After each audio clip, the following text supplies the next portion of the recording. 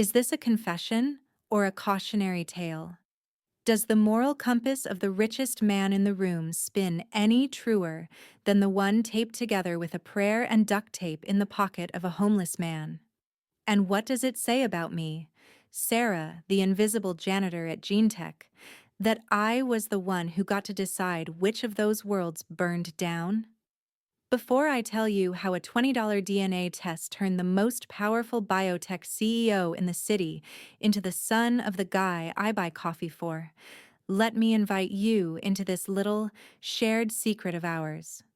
You're here, behind these behind closed doors, because you understand the quiet power of a secret. Don't forget to hit that subscribe button and ring the notification bell. Trust me, you don't want to miss a single chapter of this. I always used to joke that gene tech didn't just stand for genetic technology. It stood for ghost technology. Because that's what I was, a ghost. Floating through the pristine million-dollar labs at 2 a.m., mopping up the spilled secrets of the hyper-rich. They were busy designing life-saving drugs while I was praying my minimum wage check would cover the copay for my own ailing mother. The contrast was a slap in the face. With every shiny, sanitized surface I touched, their world smelled of ozone, new leather, and the faint, cold scent of ambition. My world? It smelled of pine sol and the stale coffee I drank to make it through the night. And then, there was Elijah Vance, the CEO. 40 years old, laser sharp, the kind of man whose handshake probably felt like cold marble. He was the golden boy of the biotech world, a man who spoke eloquently about human well-being in public, but who, according to the whispers in the break room, saw employees as just numbers on a quarterly report. The rumors were thick. Mass layoffs were coming, a ruthless optimization to squeeze more profit from human misery. I saw the glint in his eyes once when I accidentally wheeled my cleaning cart past his office door. It wasn't the look of a visionary.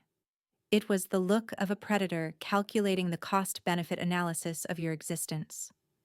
I should have known then that he was only concerned with the purity of his own bloodline, not the lives he was about to shatter. My only tether to true, human decency in this whole sterile mess was a man named Jimmy. Or, as everyone called him, Old Man Jimmy. He sat tucked into the recessed doorway of the 7-Eleven where I stopped every morning at 6:30 a.m. after my shift, before the sun properly rose. He wasn't a nuisance. He was an anchor.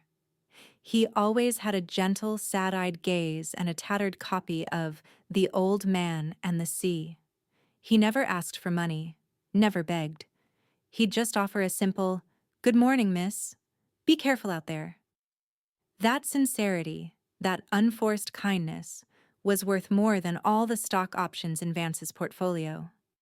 I'd buy him the largest black coffee they had, a small, quiet rebellion against the cold world I'd just left. It wasn't charity, it was necessity. I needed proof that goodness still existed, and he was it. "Rough night, Sarah?" he'd ask, his voice gravelly but warm. "The usual, Jimmy. Wiping away the evidence of genius," I'd reply, passing him the steaming cup.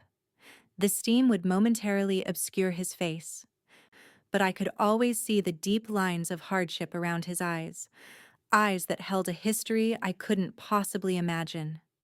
He was a world of pain and silence, while Vance was a world of flash and noise. The irony was brutal, wasn't it? The man who controlled millions in genetic research, Vance, and the man whose entire life had been reduced to the daily struggle for a warm cup of coffee, Jimmy. I moved between them like a silent courier, delivering cleanliness to the rich and caffeine to the poor. Two completely separate universes, spinning on different axes, only connected by my worn-out sneakers and my own desperate hope for a better life. I was the seamstress, unknowingly holding the thread that was about to pull both their meticulously constructed realities apart. I was the janitor at GeneTech, and I was about to clean up more than just their spilled coffee. I was about to clean up 4 decades of family lies. I just needed the right moment, the right document, and the cold, hard proof. Little did I know, that proof was already waiting for me, glowing ominously on a forgotten screen in the CEO's private office. The night of the forbidden document began like any other.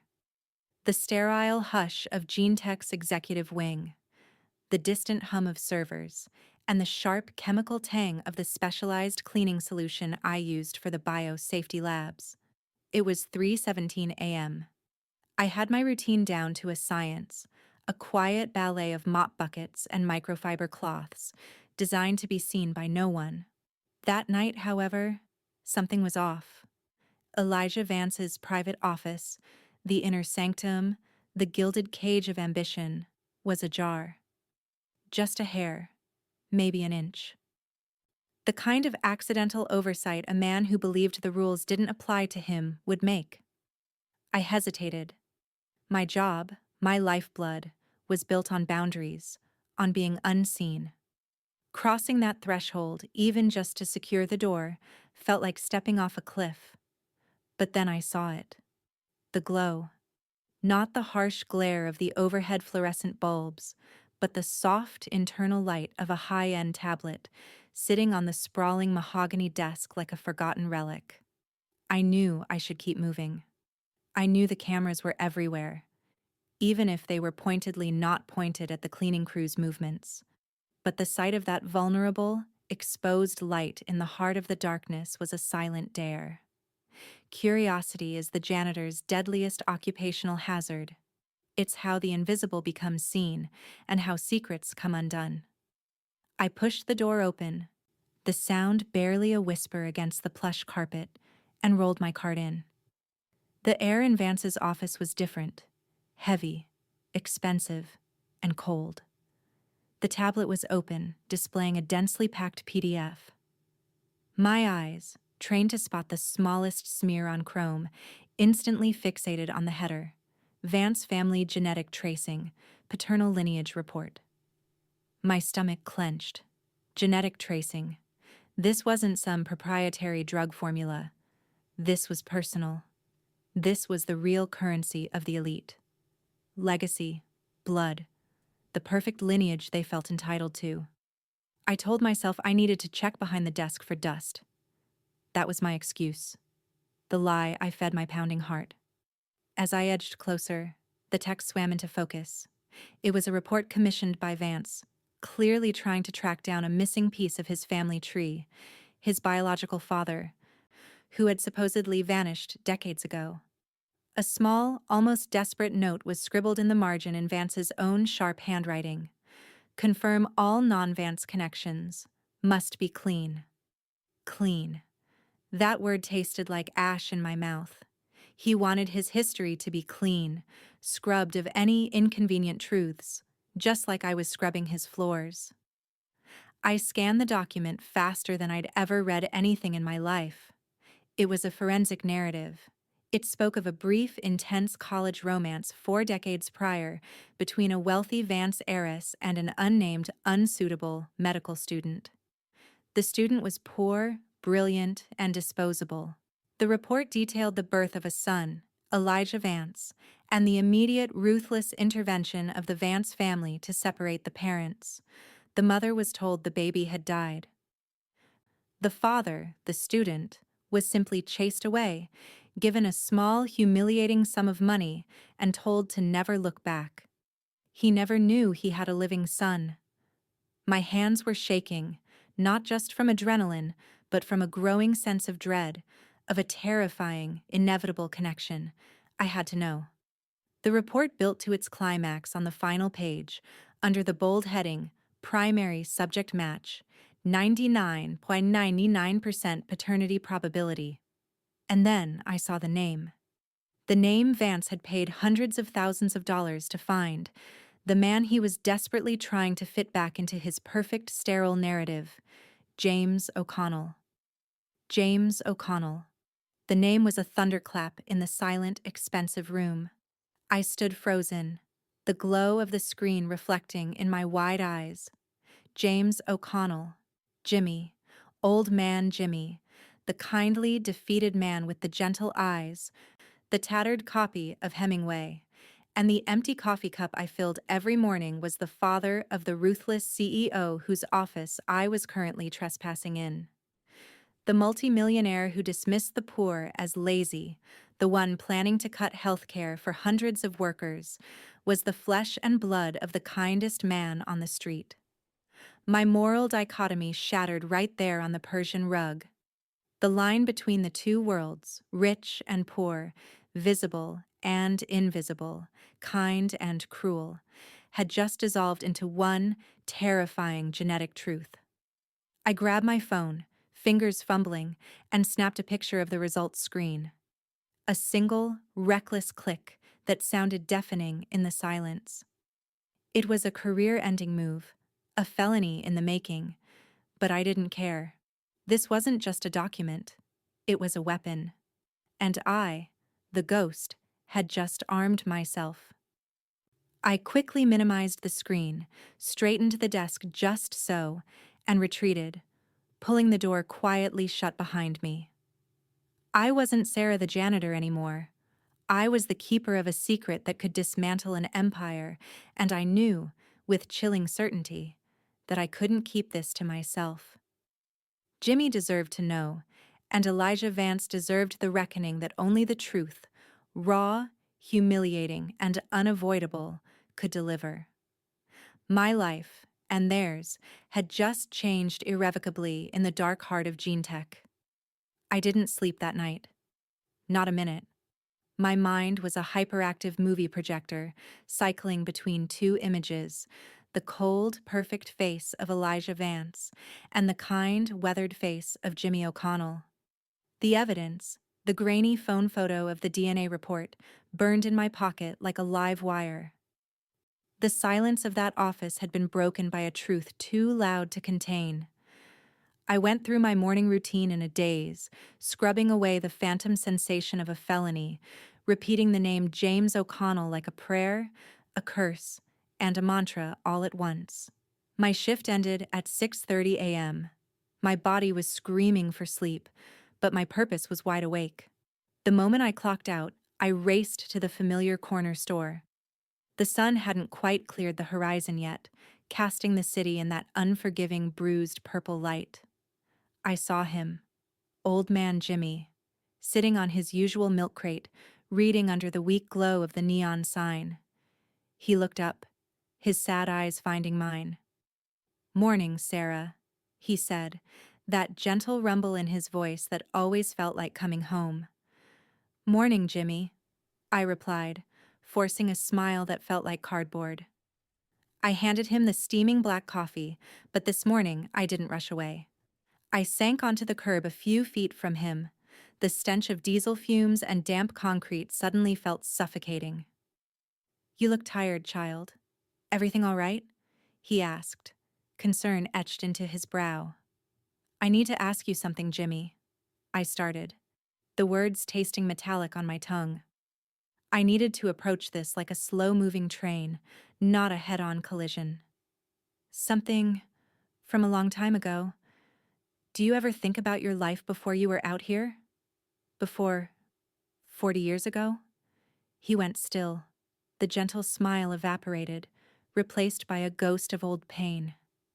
He looked away, fiddling with the frayed edge of his book. The power of silence. The answer was already in the room, just waiting for the question.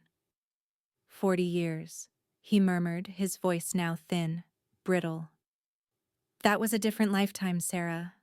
A life I try not to dig up. It's got too many sharp edges. I know it's hard." I pushed gently, my heart hammering against my ribs. "But did you ever know a family? Maybe a girl named Vance? When you were in college? Someone very wealthy?" His head snapped up. His eyes, usually soft, were suddenly sharp, startled, and infinitely desolate. He looked at me, really looked at me, searching for the source of this ancient wound I was reopening. "Vance," he whispered, the name catching in his throat like a shard of glass.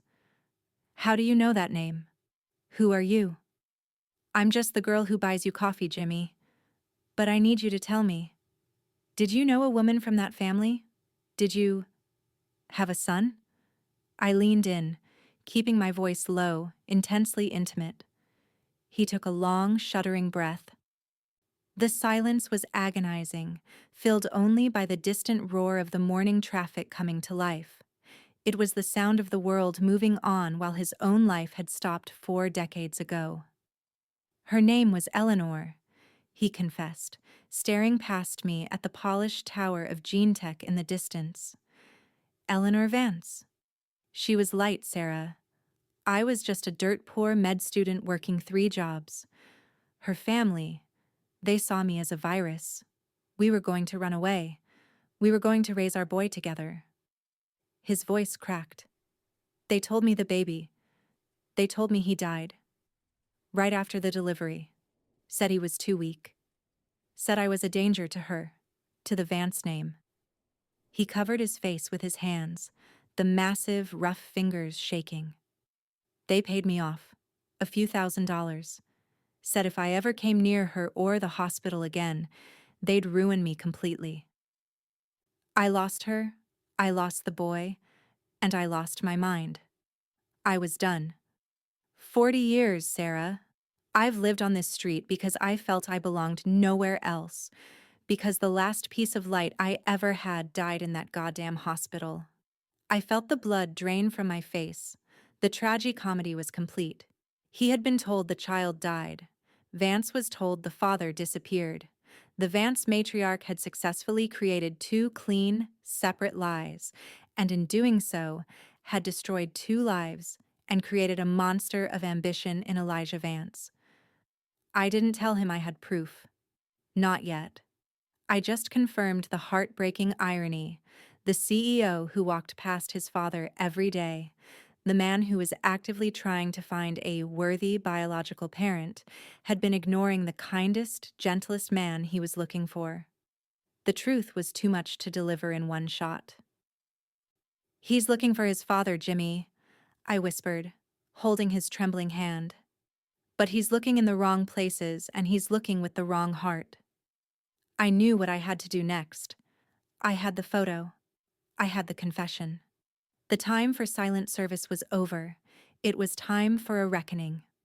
The high-stakes chess game had just begun, and the invisible janitor had the winning move. The silence between me and Jimmy that morning was a thick, heavy blanket woven from 40 years of deceit.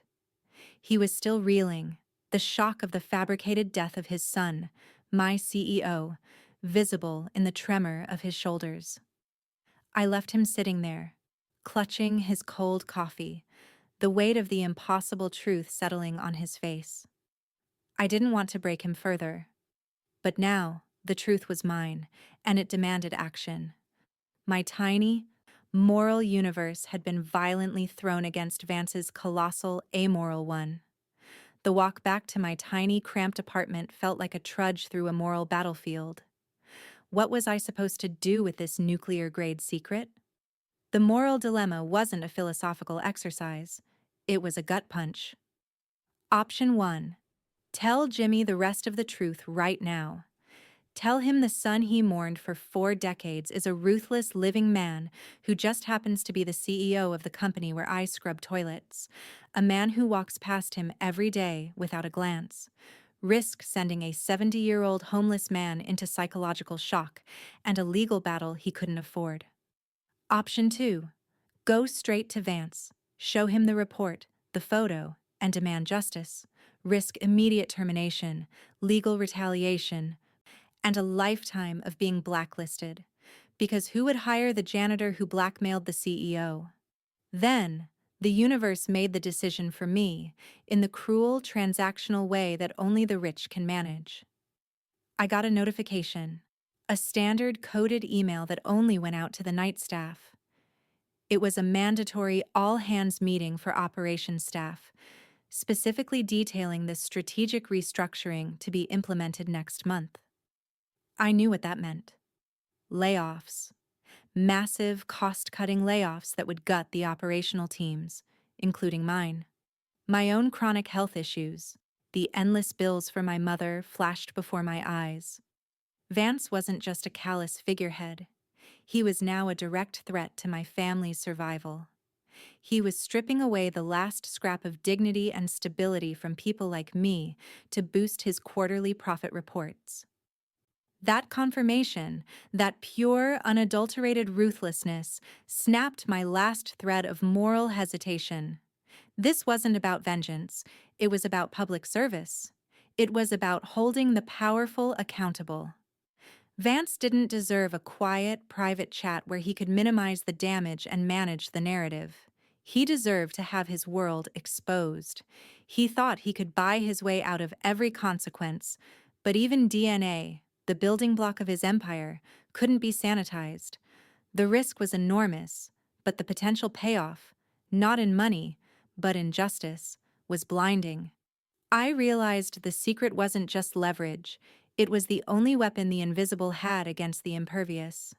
I needed an ally, someone who could translate my visceral, moral outrage into legal, undeniable action. I thought of the kindness I'd seen in the world. And it led me back to Jimmy. If he had a legal claim, a right to the Vance legacy that was built on a lie, he needed professional help. But how does a janitor find a good, honest lawyer for a homeless man? I spent the next 2 days, sleep-deprived and running on adrenaline, researching pro bono family law attorneys in the city, using the library's free Wi-Fi. I needed a shark with a conscience. I found a small firm specializing in estate fraud, headed by a woman named Clara Reynolds. Her bio mentioned her work defending the wrongfully disenfranchised. I sent her an anonymous, cryptic email. I have genetic proof of family fraud tied to the Vance Group. I need help representing the victim.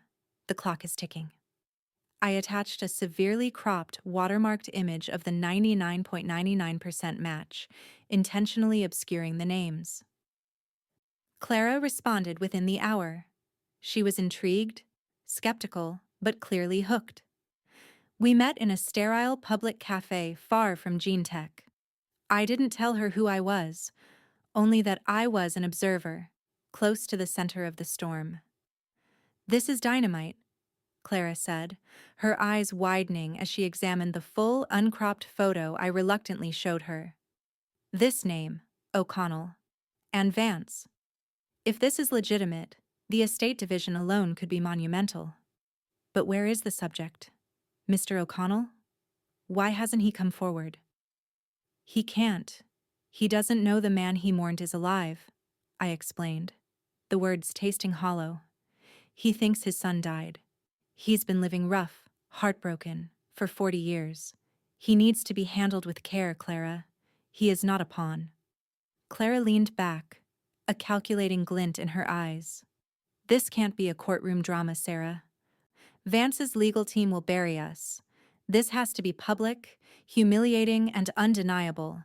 We need a moment of maximum impact." We spent the next few hours mapping out a strategy. We wouldn't approach Vance directly.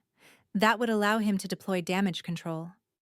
No, we would ambush him, not just with the truth, but with the victim himself. We needed to use the stage he built to destroy him. "He's hosting a massive charity gala next week," I interjected, remembering the executive calendar I'd glanced at while cleaning. "A PR stunt, the future of philanthropy. That's where we strike, in front of the cameras, in front of the city's elite." Clara smiled, a slow, predatory expression. "A public revelation. The janitor, the homeless man, and the CEO. It's perfect. It's American theater, Sarah. We just need to get Mr. O'Connell ready for his debut." I knew then that my decision was right. Justice wouldn't be served in the dark. It would be served under the brightest spotlights, and I would be the quiet stage manager. The next 3 days were a blur of secrecy and controlled chaos. Clara Reynolds, the lawyer, was a whirlwind of focused intensity. We needed 2 things: to keep Jimmy O'Connell safe and hidden until the gala, and to transform him, not just externally, but mentally, from old man Jimmy into James O'Connell, the rightful heir. I had to convince him to trust me, a janitor, and Clara, a legal shark, with the only thing he had left, his broken piece. I met Jimmy at the small, dilapidated motel room Clara secured on the outskirts of the city. He looked terrified. The realization that his son was alive and the CEO of that cold, glass tower he walked past every day hadn't brought joy. It had brought a fresh layer of profound grief. "Why, Sarah? Why did they lie?" he kept asking, his voice raw. "Because they could," I answered, peeling the plastic wrap off a new, simple gray suit Clara had bought. "Because they valued the Vance name more than your life, or your son's heart. They made him a weapon of ambition, Jimmy. Now, you have to let me show him the man he was supposed to be." Clara took the lead, speaking to him not as a homeless man, but as a potential client with a massive claim. She explained the evidence, the legal standing, and most critically, the plan. "We are not asking for money, Mr. O'Connell. Not yet. We are demanding justice. We are giving your son a chance to see the truth, under the harsh light of accountability." The night of the gala arrived like a dark wave. It was held in GeneTech's grand ballroom, a palace of marble, crystal, and false sincerity. I had managed to secure a catering uniform, a second ghost in the machine. Elijah Vance was there, looking impossibly sharp in a custom tuxedo, radiating that cold, self-assured charisma that only the truly ruthless possess. I watched him from the shadows near the kitchen entrance, sipping cheap champagne and laughing with a group of investors. He was on top of the world. The layoffs were imminent. His image was polished, and his private life, he thought, was secure. The clock struck 9 p.m. Vance stepped onto the stage, a spotlight catching the perfect symmetry of his face. He held a microphone, ready to give the keynote address about integrity and philanthropic legacy. The room was silent, filled with the city's power brokers and dozens of flashing press cameras. "Tonight," Vance began, his voice booming and perfectly modulated, "we celebrate the foundational values of GeneTech: family, heritage, and the moral obligation to heal the world." Family? Heritage? The hypocrisy was a physical punch. This was it. My signal was a subtle nod to Clara, who was positioned near the back, dressed in a sharp, inconspicuous black dress. She pressed a small button on a headset. Suddenly, the massive double doors at the back of the ballroom swung open. Every head turned. Jimmy O'Connell walked in. He wasn't the man on the milk crate. He wore the simple gray suit, which was impeccably tailored, and his silver hair was neatly combed. He looked older, wiser, carrying the dignity of a man who had faced the worst and survived it. He walked slowly, leaning on a simple, handsome cane, his eyes fixed on the man on the stage. Vance froze mid-sentence, his perfect composure fractured. What is this?" he stammered, scanning the security detail who were slow to react, stunned by the intrusion. "Who let this man in?" Clara, moving with the precision of a trained assassin, stepped out of the shadows, holding a tablet high above her head. She walked briskly toward the stage, her voice amplified by a hidden microphone, cutting through the stunned silence. "This is James O'Connell," Clara announced, her voice ringing with authority. "And he's here to hear you speak about family, Mr. Vance, because Mr. O'Connell is the man you've been searching for. The biological father your family swore was dead 40 years ago." The ballroom erupted. Reporters surged forward, their flashes exploding like fireworks. Vance looked from Clara to Jimmy, his face a mask of sick, dizzying disbelief. The microphone was still in his hand, picking up his ragged breathing. His father, the man he'd spent a lifetime and a fortune searching for, was standing there, the personification of the poverty and shame Vance had worked so hard to deny. Clara didn't stop. She projected the image of the DNA report, the 99.99% match, onto the giant screen behind Vance. The numbers screamed the truth to the entire room. Gene tech's integrity is based on the truth of human genetics, Clara stated, her voice full of controlled fury. And this is the truth of the Vance family, that this man, James O'Connell, was erased by your family's greed, lied to about the death of his son, your son, to protect a fortune and a name. Elijah Vance didn't look at the screen, or the cameras, or the investors. He looked only at Jimmy. The eyes of the privileged monster finally met the eyes of the man he'd wronged. The CEO, stripped bare of his defenses, dropped the microphone. It hit the stage with a deafening thud. He was not just facing his father. He was facing the living, breathing manifestation of his family's lie, in front of the world he was trying so desperately to impress. The empire had cracked. And I, the invisible janitor, watched from the shadows, knowing the chaos I had just unleashed was only the beginning of the reckoning. The immediate aftermath of the revelation was a perfect, beautiful disaster. The deafening silence that followed Vance dropping the microphone lasted only a fraction of a second before the chaos took over. Investors shouted. Reporters descended like vultures. Security guards finally moved, confused about whether to apprehend the homeless man or protect the disgraced CEO. Elijah Vance didn't move. He stood on the stage, a broken, frozen image of privilege, staring at the only man who mattered, James O'Connell. Jimmy, for his part, remained perfectly still. The dignity I'd seen in him on the streets was magnified tenfold under the bright lights. He simply looked at his son, the son he'd grieved for decades, with an expression that was less about anger and more about a desolate, unbearable grief. The ultimate power move isn't revenge, it's quiet, unassailable truth. Clara, the lawyer, handled the fallout with surgical precision. She immediately distributed the complete notarized DNA report to the press, along with a statement detailing the historical deception by the Vance matriarch. The narrative was instant and damning. GeneTech CEO built his empire on a lie that stole a child from his father. The stock price, I heard later, plunged before the gala was even over.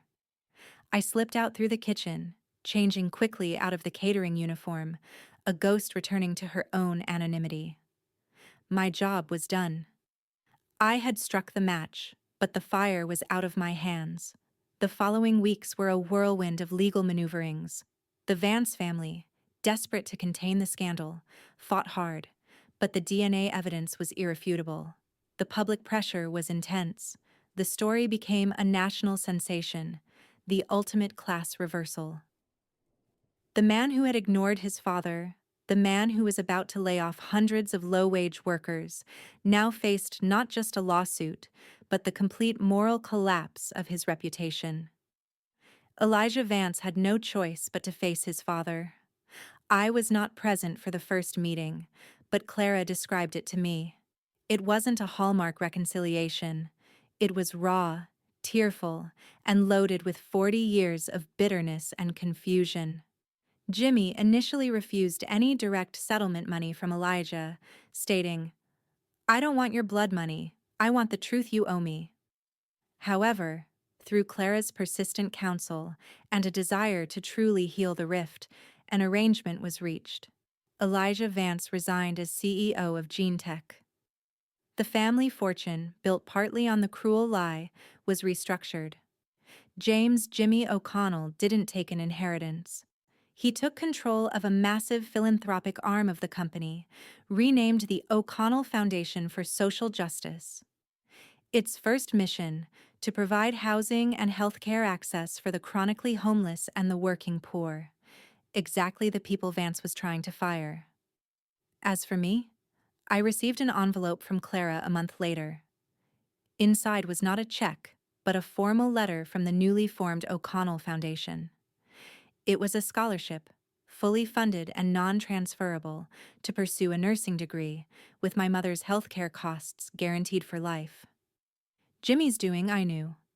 He saw the truth behind my actions, that my motive was not greed, but the desperate need for security and justice. I accepted. I was done being the ghost. It was time to learn how to heal. I still work.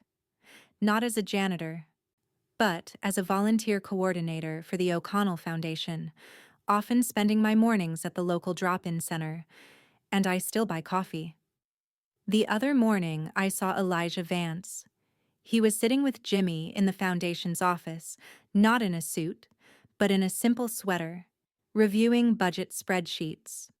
Their relationship is still complicated. A slow, painful process of two strangers learning to be father and son. Elijah is humbled, working hard to turn his inherited power into genuine purpose. He's starting to see the invisible. I walked out to the truck, two steaming cups of coffee in my hand, one for me and one for Jimmy. He smiled when he saw me, a deep, genuine warmth I hadn't seen since before I showed him the document.